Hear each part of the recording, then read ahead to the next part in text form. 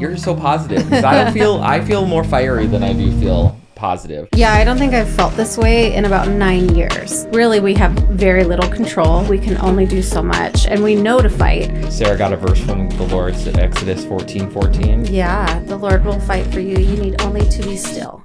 Today is an unfiltered rant by Ryan and Sara Senters. Woo! You're so positive. I feel more fiery than I do feel positive. For those of you guys who don't know, we have been foster parents for 12 years, feels like 90.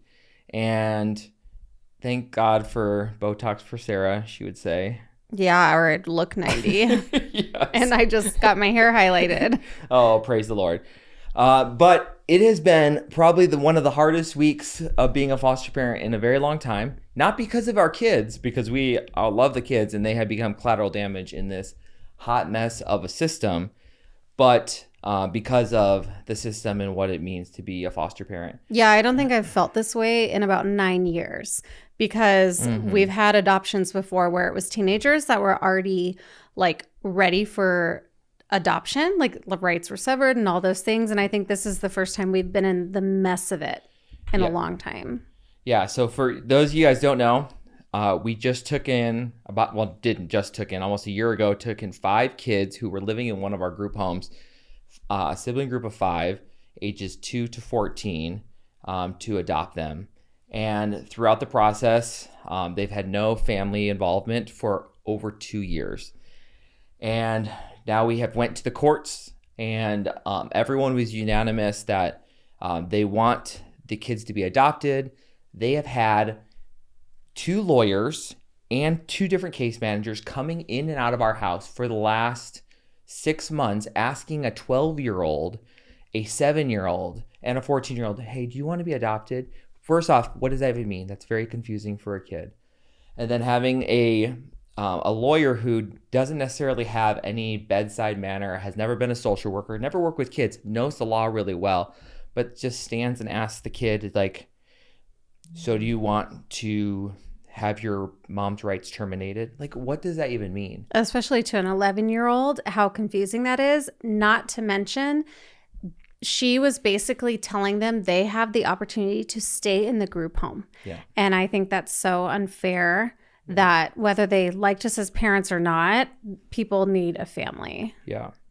So then we had a severance trial just about 18 days ago, not counting. And we haven't slept for 18 days. But days before Christmas, we get a call from a brand new case manager. This is what drives me crazy. We have a brand new case manager who is 22 years old, who has a humanities degree. God bless him. But he has come into our house telling us how to be parents. And telling us how it works. But I would say, to be fair, since December 1st, they've been reaching out. All of a sudden, mom came back into town and she saw pictures of the kids and she decided, you know what? I haven't seen them for 2.5 years, but I would love to show my face now because I'm sad that I missed out on everything. Yeah. And her life is tragic and hard. And it's like, we never want to, like, she has her own story and journey. And to be fair, like, we never signed up for this. Like, our life with 4 kids was fine. And we knew that, like, these kids needed permanency in a family. And we, like, by God's grace, like, we were in a position to be able to do it, sold our home, moved up here, and we love it. And we can't imagine our life without them. And our life is complete with these kids. And we've fallen in love with them. So we have been fighting, and we fought with this. When we had this 2-year-old in our home, he is a little spitfire. Mm-hmm. And for me, almost being 40 years old and already have done diapers for a decade, was not about doing that again. Yeah. You really had to adjust to him. It took a little while. And now you're finally kind of liking him. I kind of like the kid. Yeah. And I've learned to love this kid, and he doesn't cry as much. He's a turd. You know what? But this weekend he did. We're all getting ready to go to church, and you're getting ready to head out. And we look over and see him with a pencil in his hand on our brand new renovated kitchen, and his drawing all over, not just one cabinets. Drawer, 6 different drawers. It took everything in me to not scream and get so frustrated. But also don't leave a pencil out or don't leave pens out. Okay. Yes, you're very right. He's 2. He's a 2-year-old. But watching a 2-year-old cry and have attachment issues, and every time that Sarah would leave, because he has had multiple different caregivers in his life and is finally attaching and bonding with mom. And mom is consistently the one he's running to, grabs a hold of, and is just loves fiercely. And he used to not leave my side, but now his attachment is healing so much and getting so much better that he's able to go play, and he'll play for a little while, and then all of a sudden he'll go, mama, mama, mama, and then he has to come find me, reassure himself that I'm still there. But he at least now has gotten to a point almost a year later that he is attached in a healthier way, not just like clinging onto my leg at all times. Yeah, and now we have these great kids in our home and are well adjusted, and they're getting ready to go in days before Christmas. And now this brand new case manager and a brand new supervisor who know nothing about the case, who don't know the kids, who have never met the kids, don't even know their names, have come up to us and tells us that we think it's in the best interest that we start doing visits with the biological mom, who hasn't been around in 2.5 years, who hasn't made it to any court date. Yeah, has been absent and has serious problems in their life and is not safe. Hasn't done any of the services. And on the day before the severance trial, she reached out for services. And because the day before severance, she reached out for services, now they are trying to check off their boxes to show that they're doing their job before they go on Christmas vacation. So in the meantime, they're coming to our family. And they say, in this 22-year-old person who is just following the legal statute, doesn't know the kid, says, we believe it's in the best interest that they start doing visits. I'm like, this kid is 7 years old. Our 7-year-old knows nothing, has had no contact with this person in 2.5 years. And then you just want us to go start doing visits. There's no therapeutic intervention. There's no kind of talking through this. Everyone on the team is enraged.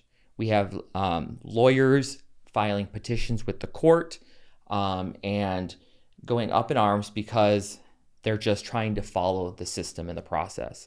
And for me, the heartbreaking thing is we've been the parents for these kids for the last year, have known these kids for multiple years, and they are finally experiencing some sort of healing. And then the system is just making collateral damage with them. And then leaving it to us to pick up the pieces days before Christmas when they're starting to bond. Not to mention the holidays bring out so much stress and anxiety already. And this will be our first like major holiday. We got through Thanksgiving. It was wonderful and great. Now here's another major holiday that we have to get through with 9 kids at home again. Yeah. And to bring in bio mom to have a visit is like a core memory of every Christmas. I'm going to remember that this is the time that I saw my bio mom. For the last time, for the first time, really, for the little kids, who knows? They don't even understand what's happening. Yeah. So for a 2-year-old and a 4-year-old, it's not developmentally appropriate, and any psychologist would say this.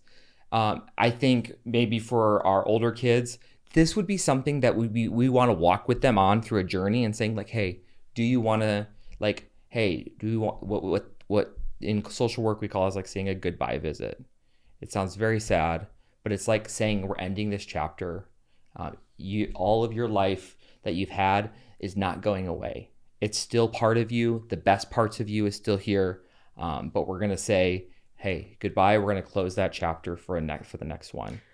And I would say after 12 years of doing foster care, we have come to a place where we know the boundaries with birth families. Yeah. And we have blended sometimes and have met them, gone in person, gone to parks, gone to brunch with our daughter's birth mother. Like we have worked through all of that. And it should be up to the parents when it's appropriate for them to blend that, because they will forever be their birth family. However, it's not up to the government to decide when they're ready. And just having like the system that has to check off the boxes and having a 22-year-old saying it's in the best interest and doesn't even know the child's name is a tragedy. That is. And for us, we are beyond exhausted that we continue to have to advocate, but we will continue to advocate for these kids. But I think about all the other kids within foster care who don't have people that are advocating for them and are just being swallowed up and to have to follow certain policies without understanding the context and the importance of understanding that there's a kid behind here. And the kid doesn't deserve to be collateral damage in this system. The kid is the core of what we're trying to keep safe and persevere and have healing. And if we're not doing that, then what is the point of this?